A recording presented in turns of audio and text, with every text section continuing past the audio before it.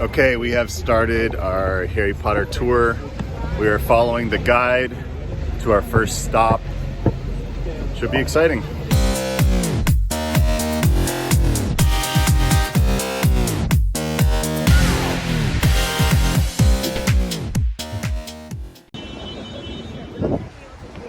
That's our guide right there, carrying the stick with the flag on top of it. So we got to keep up with him so we can hear everything properly. Tour, which means that there will be no broomsticks, no flying cars, no flue powder on today's tour. We will just be using our two lovely legs right here.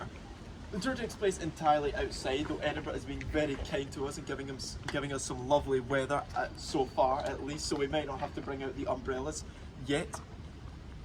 The tour takes roughly around an hour 45 minutes to 2 hours long. We start here in the Kirkyard and we will finish at the City Chambers on the Royal Mile. We'll do a little bit of a circle kind of around Chambers Street in the University. I promise it will be good, it will be lovely. The only thing I have to say is that if you have to leave at any point through the tour, this is absolutely fine. All I ask is that before you leave, you come up and tell me that you have to leave, so that I'm not looking for missing tourists. That is not part of my job description. I'd really rather not be doing that while I'm working, but it would terrify me, so please just come up and tell me that you have to go. That's totally fine. That being said, as you can see, Edinburgh is a fairly busy city. There's lots of people kind of going about their day, lots of tourists kind of commuting, just going about their kind of day-to-day business, you know, the usual. The best thing that we can do to avoid getting in their way or avoid any disruptions is stay tight together as a group, stay a solid unit, always follow the traffic lights and always follow my lovely trusty flag right here, which will always take us to where we need to go. So before we move on, I'm just going to tell you guys a little bit about myself. As I said, my name is Alex. I am 20 years old. I am currently studying acting and English here at Edinburgh Napier University. I have done this for the past 3 years and I'm going into my 4th and final year, which means that sadly it is my final year in this city, but I am going to make the most of it, as I think you guys should as well. If you can't tell from my accent, I am actually not from Edinburgh, I am from Glasgow. Unfortunately for you guys, this means that I tend to talk way too quickly and with a very thick accent.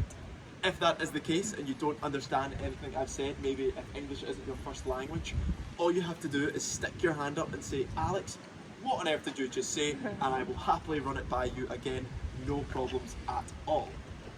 So please feel free to do that, do not hesitate one bit.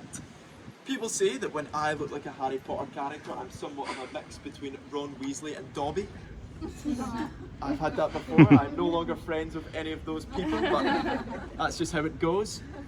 As an actor, I absolutely love to perform. It's one of the reasons I love this job so much and I feel incredibly lucky to be able to do it.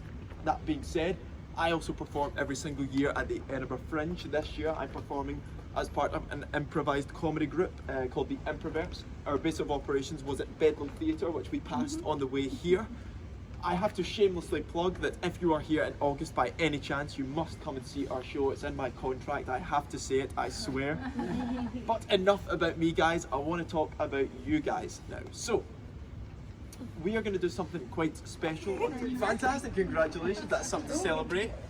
The reason I've done this, guys, is because the Sorting Hat adores celebration, so he is saying congratulations to you all for finishing school and graduating. It also means that you are the first 4 people to be sorted into your Hogwarts houses. All I ask is that you do not look into the hat, you let the hat choose for you which Hogwarts house you are in, and we will now get started. Our first house today is Ravenclaw. Congratulations, said to be very wise and witty. Here you are. We have Slytherin, nice. Now Slytherin is not an evil house, everyone says that they are. In my opinion, they just have a few bad eggs, but they are not evil. They're said to be very proud and ambitious, so congrats. We have Ravenclaw as well, nice. Hufflepuff, congratulations. Okay, you guys have officially been sorted. I'm going to make my way around the group and make sure that everyone gets sorted into a house, so here we go. But Google said I was a Ravenclaw. Today you're Slytherin. You're on the official Harry Potter walking tour, so I guess the sorting hat says you're Slytherin, so. I guess Google's wrong. Well, the sorting hat's always right. Yeah, so I guess I'm a Slytherin. Let's see. Ravenclaw, nice. Ravenclaw. A lot of Ravenclaws today. Breda. We have another Ravenclaw. Oh, we're together. We're together. Victoria, we're the same. Hufflepuff, nice, said to be kind and loyal. What did your mom get? No. Okay, Again, Hufflepuff. should be a Ravenclaw as well. Congrats. Here we are, guys. And a trivia quiz. At each stop, I will ask a Harry Potter related question relating to that stop. And you have the chance to win points for your house simply by sticking your hand up, preferably with your card, so I can see which house you are in. I will then point at you, and you have the chance to win points for your house by getting the answer correct. However, there are a few rules to this game. If you do not stick your hand up, and if you just blatantly shout out the answer at me, this is what is known, everyone, as a big no-no. If you do this, if I am feeling rather evil, I might take away points from your house, or even worse, I will just ignore you. And absolutely nobody wants that, promise you. Just to go over the rules again, guys, stick your hand up after I ask a question, I will point at you, with your card preferably. If I point at you, you have the chance to answer and win points for your house. At the end of the tour, we will rally up all the points and see who is in the smartest house in Edinburgh today.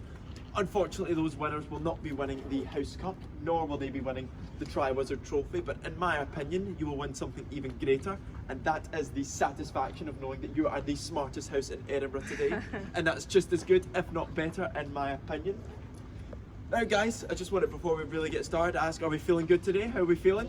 Yeah. Love to hear it. Are we ready? Woo!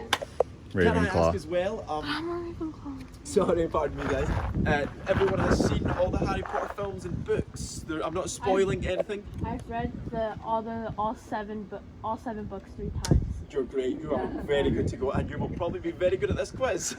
So keep an eye out guys, keep an eye out. But I just want to make sure I'm not spoiling this for anyone. I don't want anyone crying in tears because I say the wrong thing. I would like to be on Lauren's team. Okay, good stuff guys. We are now Slytherin. officially ready to get started, and you are now standing today in Greyfriars Kirkyard. If you don't know what the word kirk means, it simply means church in Scottish Gaelic. I want you all to do yourselves a favour and turn around for me. You'll see a little bit of a familiar location. This graveyard was actually said to have been the inspiration for the first duel between Harry and Lord Voldemort. A first easy question on the tour today, guys. Can anyone tell me which book or film this first duel takes place in? Yes? It is the Goblet of Fire. Can I see that? Ravenclaw, 10 points to Ravenclaw. It is, of course, the Goblet of Fire. After Harry and Cedric touch the portkey, they are taken to this graveyard where they face off against Lord Voldemort in the first duel. The other kind of Harry Potter link that I want to talk about today, guys, is actually right behind me. This, everyone, is what is called the Black Mausoleum. The Black Mausoleum is home to Britain's most recorded poltergeist, Bloody Mackenzie. Now, they don't call him Bloody Mackenzie because he was really annoying and people would just shake their fists at him. They actually call him that because back in his day, he was a ruthless Lord Advocate and lawyer who sentenced many Presbyterians to their death in the kind of 1700s, around about that era. The story goes that in 1998 there was a homeless man looking for shelter here in Edinburgh on a rather stormy night. Unfortunately for him, he decided to break the lock on the Black Mausoleum and sleep there for the night. This, as you guys know, was also called a big no-no. This was said to have awoken the ghost of Sir George Mackenzie, aka Bloody Mackenzie. After this, people who have entered the Black Mausoleum are said to came out with burn marks, scratch marks, feeling sick or cold. Some have even been pushed or shoved. Those are some really nasty symptoms, but also some mischievous ones too. It reminds me of a certain mischievous ghost in the Harry Potter series, I think you might know, who is in the books but not in the films. Can anyone tell me the name of this ghost? Peeves. It is Peeves, that's 10 points for Slytherin, well done. It is of course Peeves. Peeves was in the Harry Potter books, but he was not in the Harry Potter films, though not for a lack of trying. British comedian and actor Rick Mayall had actually filmed several scenes as the character of Peeves. However, due to 2 reasons, these scenes were not put in the final film. The first one was simply due to time constraints. They could not, the film was super long as it was, and they were cutting scenes like crazy that they had filmed from the book. The other reason is that Rick was supposedly so funny as the character of Peeves that the child actors could not get through a single take without laughing at him. So they couldn't really get a good enough clean take, so they had to cut it out of the film. Even more unfortunately though, they did not tell poor Rick. Rick decided to go see the film with his 2 children, believing that he was in the film. Of course he was not. His kids at the end of the film turned around afterwards and asked if he had played Hagrid. Not only was Rick deeply offended, the kids unfortunately were pretty disappointed.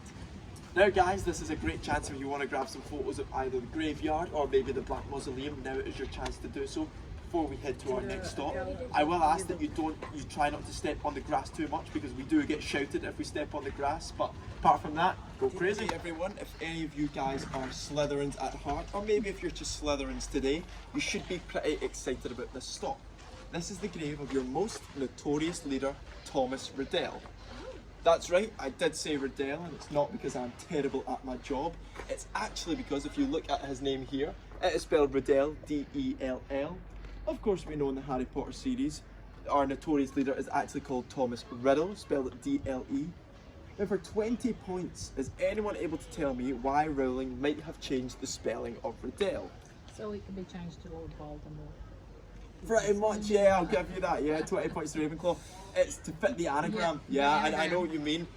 We know that in the Chamber of Secrets, we meet Tom Riddle, and he writes out his entire name, Tom Marvolo Riddle.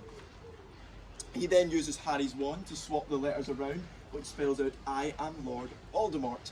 If Rowling had not changed the spelling from Riddell to Riddle, there would have been one too many L's, and I think we can all agree that Voldemort sounds a little bit more menacing than Voldemortal. It doesn't quite work the same.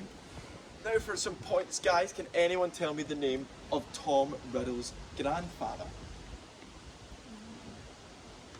Oh, I think I might have stumped you here. Any guesses at all? Granddad? Maybe it was called Granddad to him, but his proper name? Isn't it? Oh, raise your hand. Wasn't Yeah. it just Tom Riddle? That's not his grandfather's name. Oh. Any other guesses, guys? John. John. Good guess, but it's not quite John. I'll put you guys out your misery. It's actually Marvolo Gaunt. I don't know if that rings any bells of any book readers. It's Marvolo Gaunt. Now, here's another question which some of you might now be able to get. Can anyone tell me Tom Riddle's dad's name? No. Yeah? Tom Riddle. It's Tom Riddle. Well done, Slytherin. It is, of course, just Tom Riddle. Now, guys, this is always a really popular spot. If you want to grab some photos here, feel free to do so. And once we're ready, we'll head down just back up where we came from to talk about another one of the graves. Elizabeth Moody. Just like Thomas Riddell, we don't actually know who or what Elizabeth Moody was in her lifetime. Though, I think it's pretty safe to assume that she did not expect this many people to be visiting her grave on a daily basis. It must feel a little bit surreal. Of course, this could be said to be the inspiration for one Alistair Mad Eye Moody. Now, can anyone tell me Alistair Mad Eye Moody's job at Hogwarts? Yeah? Defense against the dark arts. Of course, he's a defense against Oh my the dark gosh. arts teacher. Great job, Slytherin, 10 points.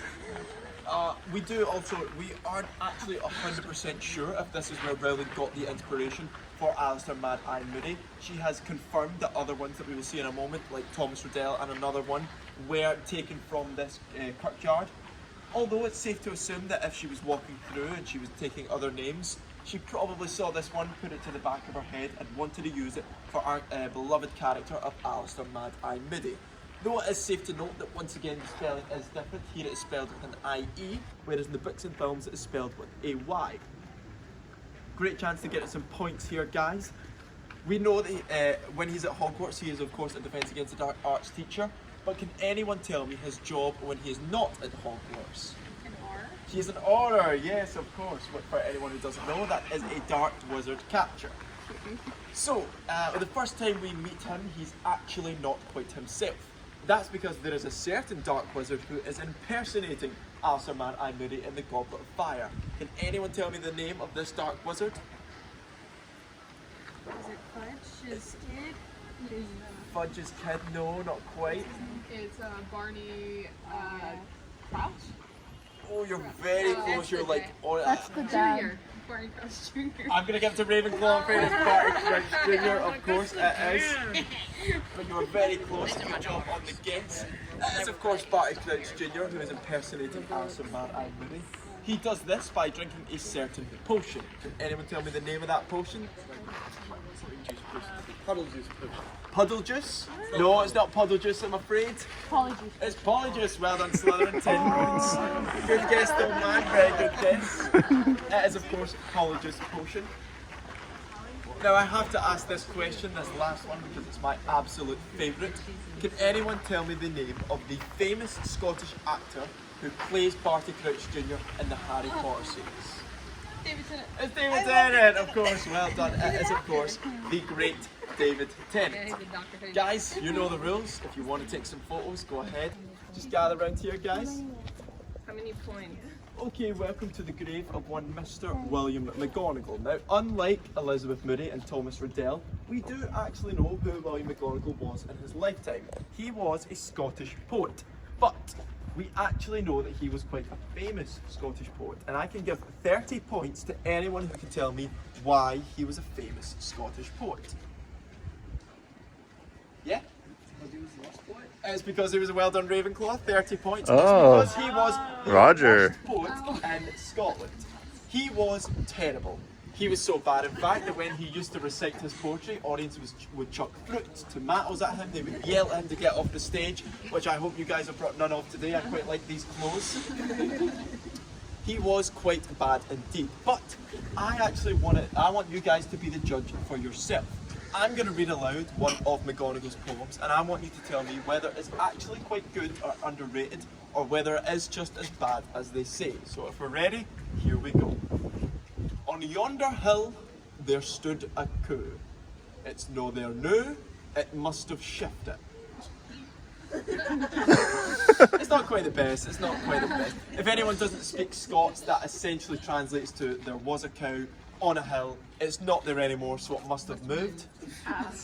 Not the best, not the most deep or insightful, but hey, at least he gave it a go. I actually hope that that inspires some of you guys to maybe write your own poetry, because you will know that no matter what you write down on that page, it will never be as bad as William McGonagall's. Now, if anyone feels a little bit awkward about standing so close to someone's place of rest, I would say don't worry too much. If you look at his tombstone here, you will see that William McGonagall was buried near this spot. That is in fact true. The people that buried him here did so, and then they went home, they had their dinner, they went to bed. They woke up the next day to put his tombstone up, having completely forgotten where they buried him. They then came the next day, popped up the tombstone to say that he was buried somewhere near here. Poor William McGonagall had a rough time of it in life and an even rougher time of it in death. Now, we only know that J.K. Rowling took the name of William McGonagall to inspire our stern, talented witch that is Professor Minerva McGonagall. She has stated though that she likes to think that our lovely, talented witch has a long-lost ancestor and such a god-awful Scottish poet. Though who knows? Maybe it's the case, maybe it's not. The character of Minerva McGonagall actually comes from a Scottish book called The Prime of Miss Jean Brodie. This was written by Muriel Spark and it was turned into a film in 1969. Funnily enough, the titular character of Miss Jean Brodie was actually played by Maggie Smith. J.K. Rowling grew up watching the film and absolutely adored the character as well as Smith's portrayal. So when it came to writing the series, she decided to base a character off of Miss Jean Brodie. This was Minerva McGonagall. Then when Warner Brothers approached her to make the films, she insisted that she get Maggie Smith to play Minerva McGonagall. This wasn't the only casting she insisted on though. She also insisted that they have one Robbie Coltrane to play Hagrid, as well as the late great Alan Rickman to play Severus Snape. She stated that if they could not get all three of these actors on board, the films were not allowed to be made. That was her dream casting and that was the way it had to be. Luckily for her, and luckily for us, they were all cast and the films were allowed to be made. There were a couple other rules, however, in this case. She also stated that all actors who were cast had to be from the UK and Ireland, as well as that all scenes that were filmed had to be filmed inside the UK and Ireland. It's the reason we have such great Scottish performers in the Harry Potter series. As we talked about David Tennant as well as Robbie Coltrane. Also the amazing Shirley Henderson, who plays Morning Myrtle, who is actually from the same town that I am from, Bishop Briggs. It's really interesting to see. However, there was one more casting that Rowling desperately wanted but was not able to get. That was Hugh Grant. She was desperate to have Hugh Grant play Gilderoy Lockhart in Harry Potter and the Chamber of Secrets.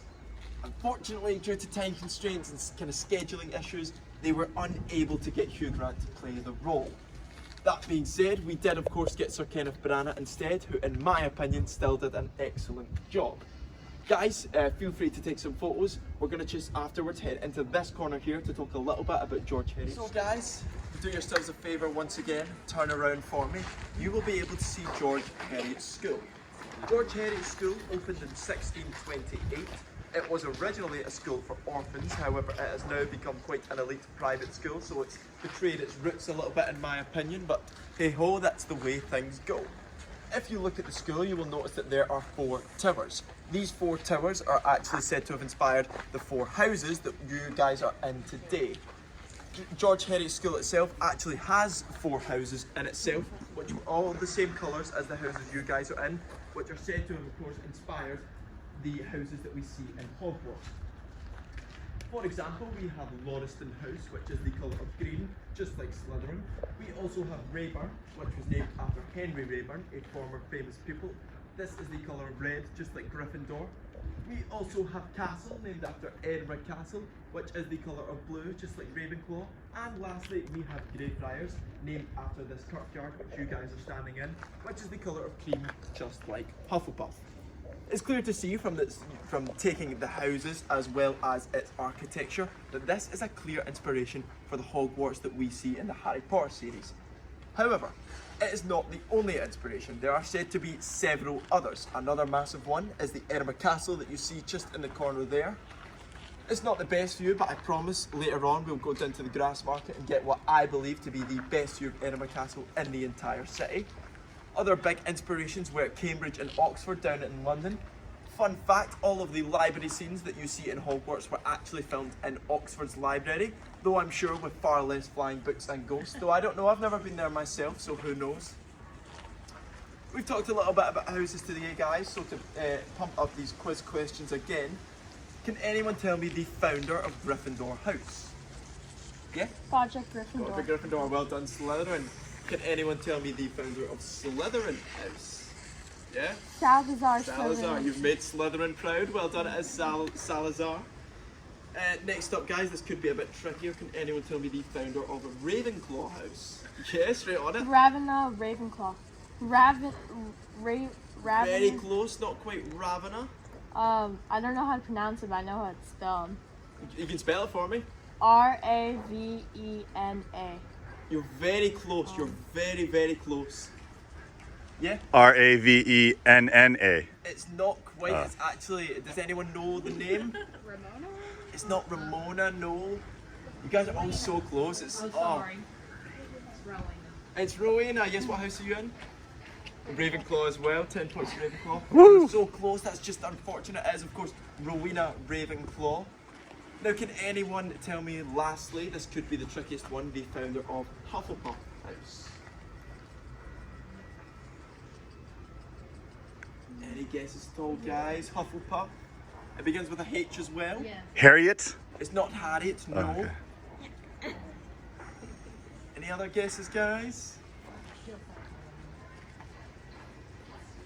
Oh, okay, no worries. I can put you out of your misery once again.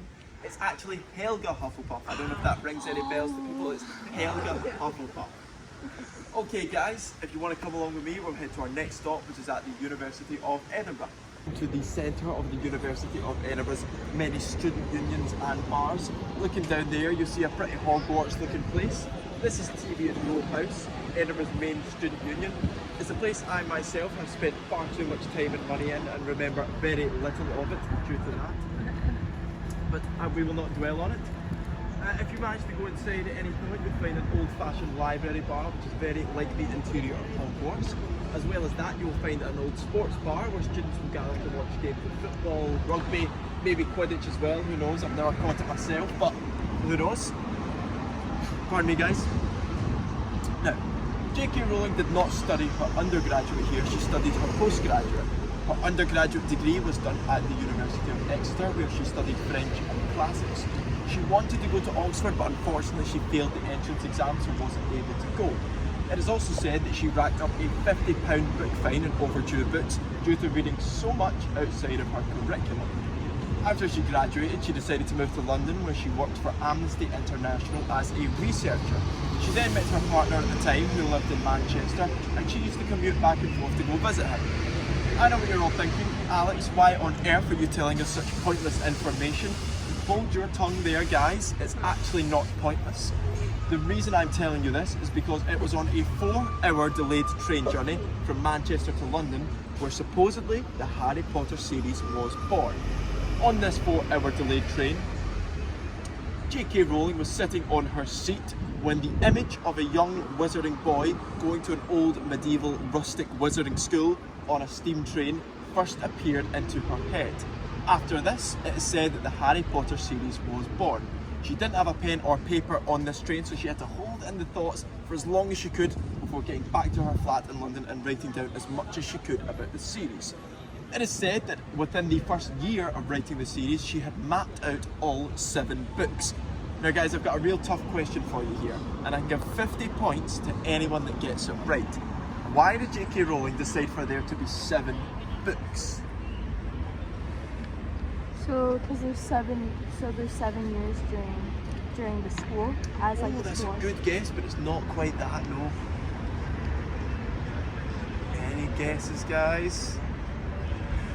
50 points up for grabs here. She had a cat that was 7 years old. I've never heard that Okay, before. That's no, a phenomenal okay, guess, okay. but it's not that. I'm afraid. Wait, maybe at one of the schools she went, there was 7 years of studies, or there was 7 studies.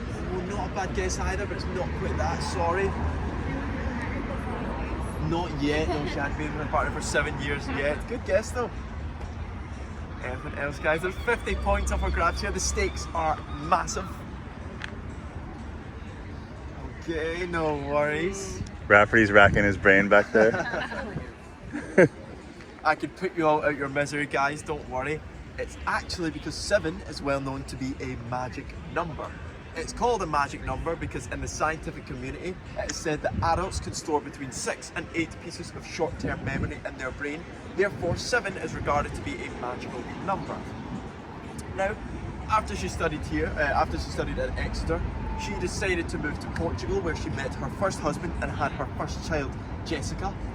She described this marriage as being both short and catastrophic, kind of like a lot of the nights that I've had in there, but once again, we don't talk about that. She then decided to move here to Edinburgh in 1993 to be closer to her sister Diane, as well as study a postgraduate in teaching. She was going through a particularly tough time at this moment. In December of 1990, she had sadly lost her mum due to MS. She was unable to tell her mother that she was writing the Harry Potter series, so she never did find out. It is said that while writing about Harry Potter's own feelings of loss and guilt, these reflected J.K. Rowling's own feelings of loss and guilt that she felt at the time of writing the series. Now, at this point, she was of course studying a postgraduate in teaching. She was teaching in schools all across the city, mostly teaching French, but sometimes teaching Latin. These languages came in handy when it came up to creating a lot of the names that we see in the Harry Potter series. For example, can anyone tell me what Dumbledore means? It begins with a B, if that helps anyone. What it means? Yeah. Yeah? Oh, we're not brave, that's a good guess though.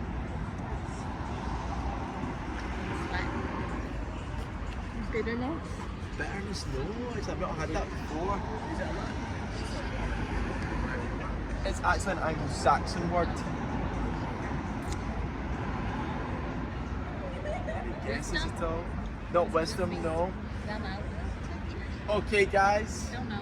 let's end this misery that you guys are so deeply in right now. It actually means bumblebee.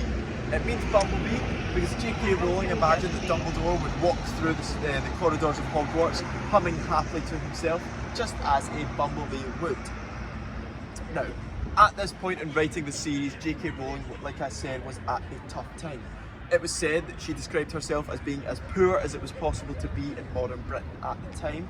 Unfortunately, she was also at this time diagnosed with clinical depression, which actually this illness went on to inspire the soul-sucking creatures in the Harry Potter series. Can anyone tell me the name of these creatures? Dementors. Dementors, well done. Is it Slytherin House, yeah? 20 points for Slytherin, well done. It is of course Dementors. It is said that Dementors will suck the life out of their victims, leaving them with an absence of emotion rather than just feeling sad or down, which is how J.K. Rowling herself described the illness of depression. Although the one thing that helped her more than anything was chocolate. She stated that if she was having a particularly tough day, all she needed to make herself feel better was just to have a little bit of chocolate.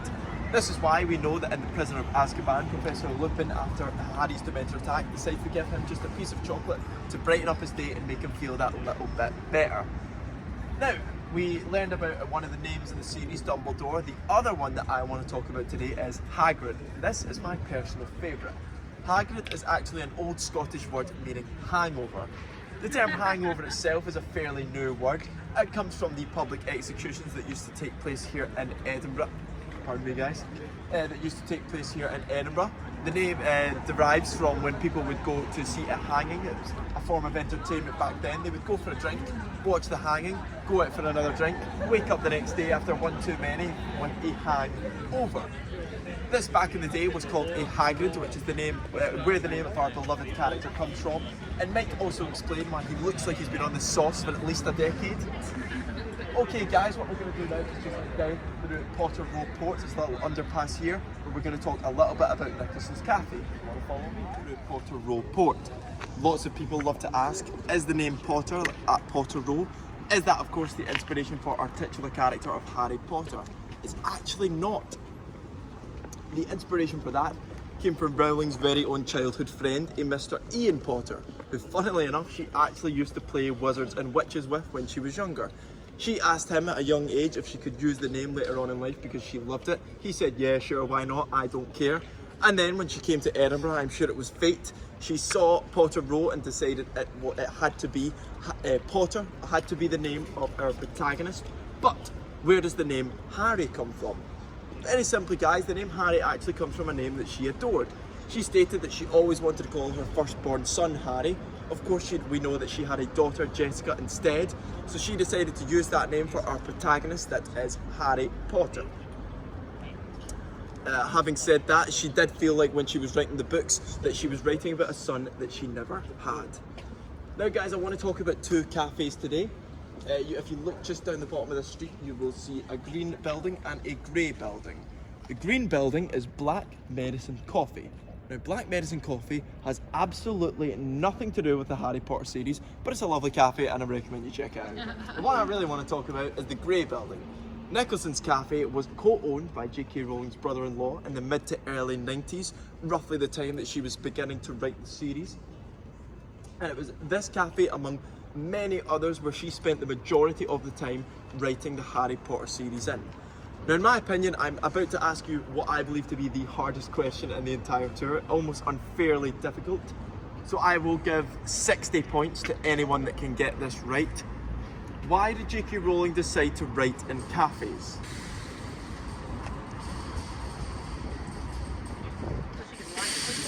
Not that, no, I get that quite a lot, but it wasn't to people watch. That probably did help as well.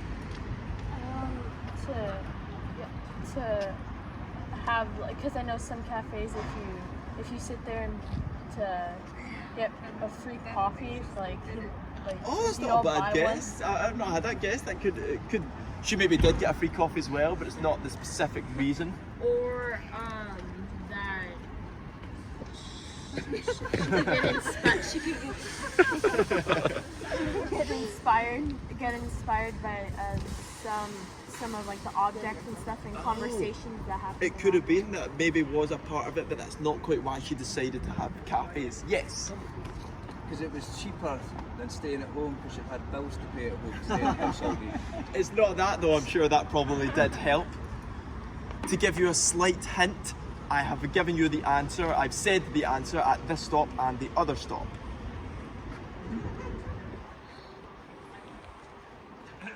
This is a really tough question, guys. And all the times I've been doing this tours, I've only ever had one person get this question right. Yeah? Not because she was doing her teaching at the moment, no. Yes, sorry. I'm sure that maybe helped, being amongst people and probably eating lots of chocolate at the cafe, I'm sure as well, but that's not quite why. Any other guesses? Yeah? So her daughter would be occupied? What house are you in? What house are you in? Ravenclaw. You've just earned 60 points for Ravenclaw, well done. Boom! You're the second person to ever get that question right. The reason that she wrote in cafes was because her daughter Jessica, the only way she could get her daughter to sleep was to walk her out in her pram. She would do so, Jessica would fall asleep, she would then burst into the nearest cafe, write down as much as she could about the Harry Potter series. Jessica would wake up, she'd take her out of the pram, then she'd burst into another cafe, etc, etc. It's because there's so many cafes in Edinburgh, it was the easiest place to just jump into. After this, at the end of the day, she would go back to her flat in Leith where she would type up as much as she could about the series on her typewriter. And then that was the end of the day. But congratulations for getting Thank you, it. thank you, Very thank you. impressive. You should be very proud. Yeah, you know I'm a parent, right? Yeah, of course. Yeah. Well done, you Ravenclaws. So guys, we will not be visiting Nicholson's Cafe today, but I recommend that if you get the chance while you're here, check it out. It has some great Harry Potter styling and memorabilia inside. As well as that, in my opinion, they do a great milkshake. But apart from that, we're going to be heading to Chambers Street, where we started the tour, to talk a little bit about the Elephant House Cafe. So follow me, guys. The perfect time. If anyone's legs are getting to them, if the walking tour is getting a bit too much, we have the lovely steps right here. You've taken full advantage of that, as you should. You have the steps here. If you wanted to give your legs a rest, please feel free to do so. I unfortunately can't, that's just part of the job, but hey ho, that's okay. Now guys, unfortunately, due to recent fires in the city, we are unable to enter the Elephant House Cafe. As well as that, as of now, there are no current plans of it reopening. We don't actually know if it ever will. The fire damage to the property was quite severe, so we really don't know whether the cafe will ever reopen. That being said, I just want to talk to you guys a little bit about it because it is quite big when it comes to Harry Potter. So, we do have a slight issue with the Elephant House Cafe because when you used to walk inside, it proclaimed on the front that it was the birthplace of Harry Potter. In my opinion, that is not quite true. Of course, I told you guys earlier about the 4-hour delayed train journey that J.K. Rowling first had the idea of the series in her head. That is where I believe the birthplace of Harry Potter actually was. This isn't to say that she didn't write in this cafe, she absolutely did, amongst many others. But there's another reason why I think it's just slightly disingenuous to call itself the birthplace. We know that she came here to Edinburgh in 1993 with 3 chapters of what would become the first book. However, the Elephant House Cafe did not actually open until 1995. So if you ask me, the numbers are a little bit off. In 1995, of course, pardon me, she was sending out initial draft copies of the first book out to publishers. It then wasn't published, of course, until 1997 by Bloomsbury. Does anyone know the story behind that? Not for any points or anything, it's just a fun little story if anyone... Okay, I can tell it to you guys now. The story goes that a certain Bloomsbury publisher decided, I believe it was the 13th publisher she had applied to, was not going to publish the book, but he decided to chuck it home and chuck it on his kitchen table, not really caring about it all that much. That's the very same night his daughter found it on the kitchen table and she decided to read through it and absolutely adored it. She adored it to the point where she begged her father to please publish it so that she could find out what happens in the next book. He decided to take a risk and publish the first Harry Potter book, a risk which I think we can all agree definitely paid off. It is said that J.K. Rowling is the only billionaire ever to have become a billionaire off of book sales alone. Nothing to do with merchandise, film rights, purely off of book sales. Now, when it comes to the Elephant House Cafe, guys, one of the things I want to show you, funnily enough, I will not show you any of this in any other circumstance, but I'm going to show you a photo of the toilets. I know what you're thinking, Alex, why would I show you, why are you showing us pictures of toilets?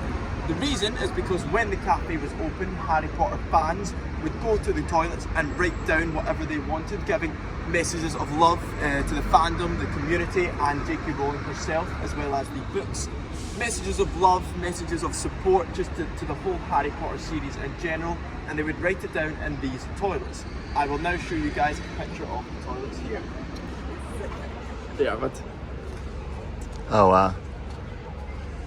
now that's the only time in my life I will ever show you guys a picture of a toilet. Some people, they love to call it fandom, they love to call it love. In my opinion, it's just a little bit of vandalism, but hey, that's just a matter of opinion. Once you guys are ready, we're going to move all the way down to the grass market, where we're going to talk a little bit about the pubs and some of the stories that happened at the grass market, which inspired certain things in the Harry Potter series. Come along with me, okay? Okay, so welcome everyone to Edinburgh's very own grass market. As you can tell by the name, it did used to be famous for its marketplace that used to run down it. Not anymore, of course, although if you happen by any chance to be here on a Saturday, they will reopen the markets for many local and independent traders to sell some of their own homemade goods. That being said, it was very famous for its marketplace back in the day, but not only this was also Edinburgh's most popular spot for its public executions. Those used to take place right here.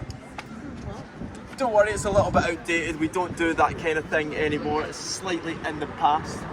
But yes, this was the very famous spot for its public executions. It is now very well known for its long list of pubs that go down all the way down to the bottom of the grass market. It's pubs / restaurants and shops. Some of these places are actually named very humorously in jest of the executions that took place. For example, we have the Last Drop. The Last Drop refers to the last drop of alcohol criminals would have before they were sentenced, as well as the last literal drop that many faced from the gallows right here. Now, let's say for some points, let's say I'm a wizard, I'm in Diagon Alley, and I am looking for a drink. Can anyone tell me a wizarding pub that I might go to? Yes. The Leaky Cauldron. It's the Leaky Cauldron, well done, Slytherin. There is another one, if anyone knows of another one, you could get some extra points. Hogsmeade? Oh, not Hogsmeade, I'm thinking in Diagon Alley. Oh, okay. But the good answer, definitely. Any other ones? That's quite a tough one. Okay, it was actually the Three Broomsticks. Yeah, very nice that. Did it just come to you? I believe it should be in Diagon Alley, yeah. It was in Hogsmeade. Never mind. Is it? I would need to double check that. That was someone passed on to me, because I thought it was just the Leaky Cauldron, I think but I'll there's double three, check that. there's three broomsticks in Hogsmeade. Yeah, maybe it is then. The Three Broomsticks. As I walked to school. Yeah. Fair dues. I will now rescind that, don't worry guys.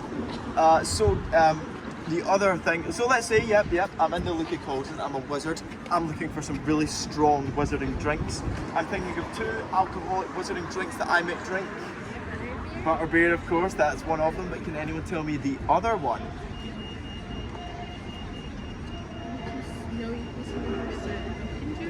Not pumpkin juice though, something a bit stronger than pumpkin juice. That's more the mocktail. Wait, did you know? Yes, yeah, I got 10 points for Slytherin, don't worry. That's locked in. Any other guesses for help, guys? The initials of it are FW. None at all, okay. That's totally, oh yeah. Firewater. Not Firewater, you're very, very close though, but it's not Firewater. Fire whiskey. Fire whiskey, well done. 10 points to you guys. It is, of course, fire whiskey. Now, I've told you about my escapades in the pub, but I want to talk a little bit about another pub here on the grass market, that being Maggie Dixon's. If you guys don't know, Maggie Dixon actually was a real person. She was sentenced to be hung here in Edinburgh on the 2nd of September 1728. Unfortunately for her, this sentence was carried out. After this, but that is not the end of the story, don't worry. After this, she was taken back to Musselburgh, where she was originally from, to be buried. The wagon drivers that were taking her there, they heard some noise and movement coming from the back of their wagon, so they were a little bit confused. They decided to pull over and check, and they noticed that the noise was coming from Maggie's coffin. A little bit confused, they decided to open up to find that Maggie was well and truly still alive. They were absolutely gobsmacked, they didn't know what to do, so they brought her back here to Edinburgh at the High Court, where the High Court had decided that she had already carried out her sentence. Therefore, she was essentially free to go. She lived here in Edinburgh for another 40 years, but was then on known as Half Hang It Maggie. I love that story because it shows that no matter what you do in Scotland, even if you survive death, you will still get slagged off for it. That's just the way that it goes. Yes? Do you know why she was sentenced to hang? I do. It was concealment of pregnancy, which was a crime at the time. It was from her boss, I believe. She hidden it from her boss and was sentenced to be hung here in Edinburgh. The boss didn't get trouble. What's that? The boss didn't get trouble. No, of course not. Of course not. It's the 1700s. Yeah. It was a different time. But yes, guys, this story was said to have inspired a certain ghost in the Harry Potter series. Can anyone give me the name of that ghost? Moaning Myrtle. Not Moaning Myrtle. Good guess though. You got it. It's Nearly Headless Nick. Of course, what house are we in? Ravenclaw. Well done. 10 more points. It is, of course, Nearly Headless Nick. Now, guys, what we're going to be doing now is head down to the bottom of Grassmarket to get what I believe to be the best view of Edinburgh Castle in the entire city. Feel free to look in some of the pubs on your way down. There's some really cool, interesting things, especially in the last shop. You will see nooses hanging from the windows. But for now, if you want to follow me, This is where the hangings were, right here. massive inspiration for Hogwarts Castle, the castle that we see in the Harry Potter series. Both from its old medieval architecture all the way down to the cascading rocks that build up its foundation, which are actually built upon a 700 million year old dormant volcano. I don't just want to talk about the outside though, guys, I want to talk a little bit about the inside. In the inside of Edinburgh Castle, in 2005, J.K. Rowling decided to do something pretty special. She decorated one of the rooms to look exactly like a room in Hogwarts would. She then invited 70 children to come along to a certain event where she herself hid behind a trapdoor and walked through it as if by magic. And then to all of the 70 children that day, she read aloud the first chapter of Harry Potter and the Half-Blood Prince. Every child that day then left with a free signed copy of the sixth book, Harry Potter and the Half-Blood Prince. And every time I tell that story, I just get a little bit more jealous. But, guys, I know you've had your fun at taking your photos, but if you want, I would love to get a photo of you guys for myself. It means I can put it on my Instagram. You guys can then get a free souvenir photo of the day. How does that sound? Does that sound good? Great, just literally gather up round there and I'll get the photo for you guys. Of course, not really. Us muggles of Edinburgh, we just like to call it Victoria Street.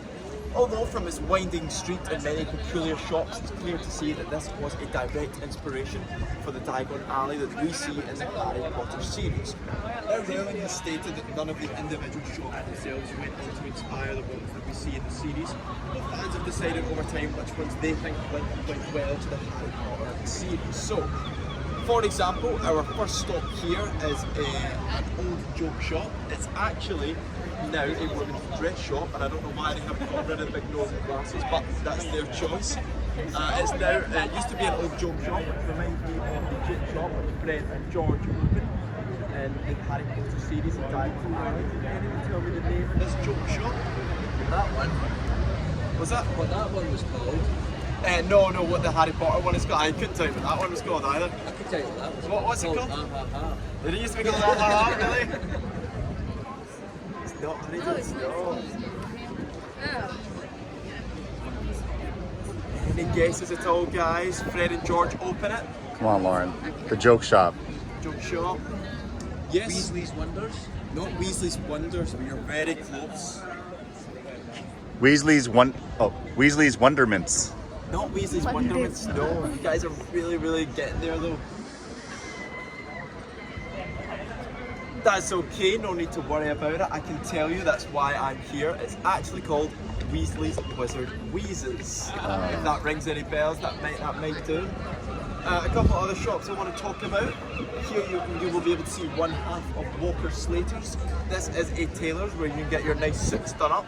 And it reminds me of the tailors that we find in Diagon Alley where Hogwarts students will get their robes for the year. Can anyone tell me the name of this dress shop? None at all, okay. Madam. I need your hand, yes. Madam Murray's dress and robes. You are so unbelievably close that I'm gonna give you 10 points. I'm feeling really generous today. Madam Malkin's. Oh. You are so close though that I'm gonna give that to you anyway. Well done. It was of course Madam Malkin's. Now, lastly, the last shop I want to talk about is just around the corner. You won't be able to see it. It is John Kay's. John Kay's is a real-life wizarding bookshop where you can actually buy real-life magic books. Just like the bookshop in Diagon Alley where Hogwarts students would get their books for the year. Now, can anyone tell me the name of this bookshop?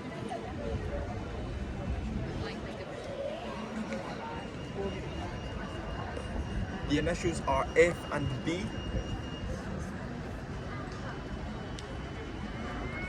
I think it's on the tip of your tongue there, yeah. Okay guys, no worries. I'll put you out your misery as usual, don't worry. It is Flourish and Blots. Oh my I god. think she's shaking her there. Lord, frustration sets in.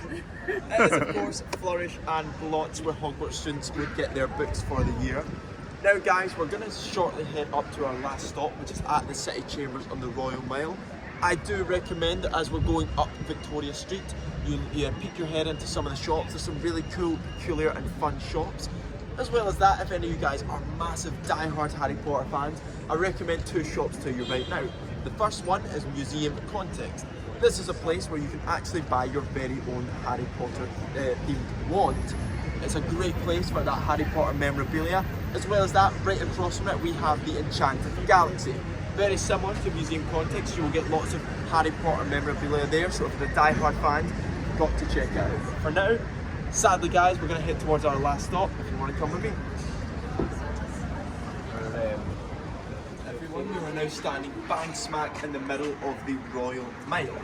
If you don't know, the Royal Mile is actually not a mile. It is so old that it is in fact 1 mile and 107 yards long, which back in the day, it of course used to be one old Scots mile. It is bang smack between two of Scotland's biggest landmarks. Up the top we have Edinburgh Castle and down the bottom we have Holyrood Palace.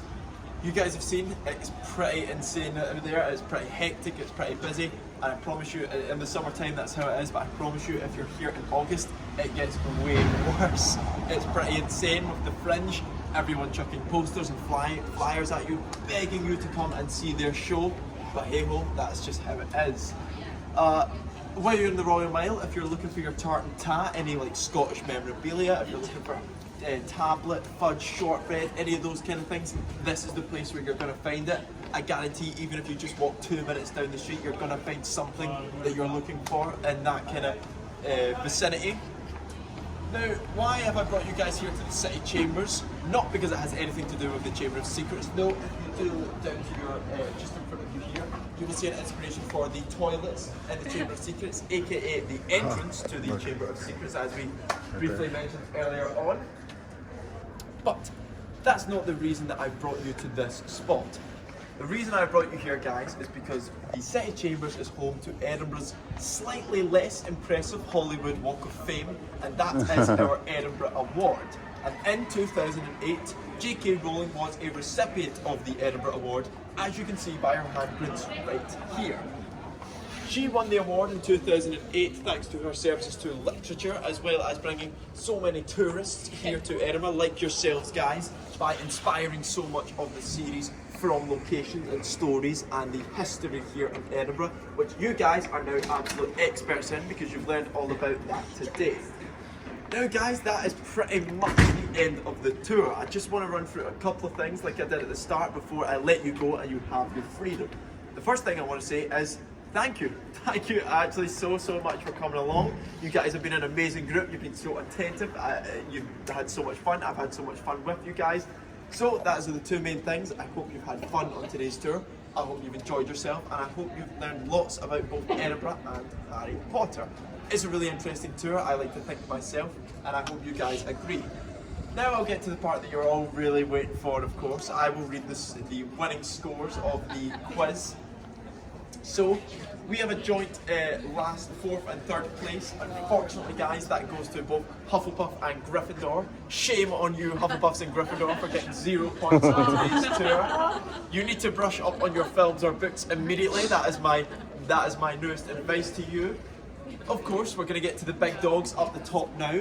In second place with a whopping 130 points. That is an incredible score. I've had people win with only 60 points. So with 130 points, we have Slytherin. Well done, Slytherin. That is incredible. Well done to you guys. Good job, Slytherin. Seriously, an incredible score, and you guys absolutely know your stuff. However, in first place with a winning 170 points, we of course have Ravenclaw. Well done to you, Ravenclaw. Nailed it. You smashed it today. Congrats. So you Ravenclaws have smashed it today. Well done. You can now go around and tell people that you are the smartest house in Edinburgh today. Wear it like a badge of honour. Wear it with pride. I officially know more about Harry Potter than Lauren. No, that's not true. He knows more about children more than There you go. I don't think you know quite as much. I'm afraid. Guys, I just want to reiterate a massive thank you to you all. I really do hope you had a good time today. And if you did, there are two things that you can all do to really help me out. The first of all, if you look on the back of your card, you will see two things. One of the, or maybe you'll see more than two things. One of them is my name, Alex. A link to get your guide so you can leave me a review with my name on it, or TripAdvisor, any platform like that. If you guys enjoyed yourself, it would make my day. It also lets my employers know that I'm doing a good job, and it means I get to keep doing this job. Of course, if you enjoyed the tour, my name is Alex. If you didn't, my name is Alistair, so just keep that to yourself. There's another thing you guys can do. You can follow my Instagram, where I will post your souvenir photo later on. You can collect that totally free of charge. That being said, guys, the last thing you can do, if you really had good fun today, you can leave me a tip. That is totally optional, but if you think I helped you Slytherins or you Ravenclaws out, or if you think I did a good job fighting my illness but still managing to do this tour anyway, then please, you can leave a tip. But that is totally optional, and if not, I can also leave you guys tips. That isn't money, but that is recommendations. If you have any restaurants, any activities, any things you want to do or see while you're here in Edinburgh, do not hesitate to just come up and ask me if I know any place, and I will gladly help you all out. That being said as well, if you just want to come up, say hello, say goodbye, ask me how my day's going, I'll ask you how your day's going, all of the lovely, polite pleasantries like that, that is also welcome too. But guys, officially, you are free to go. Thank you so much. Thank you, Alex. Woo!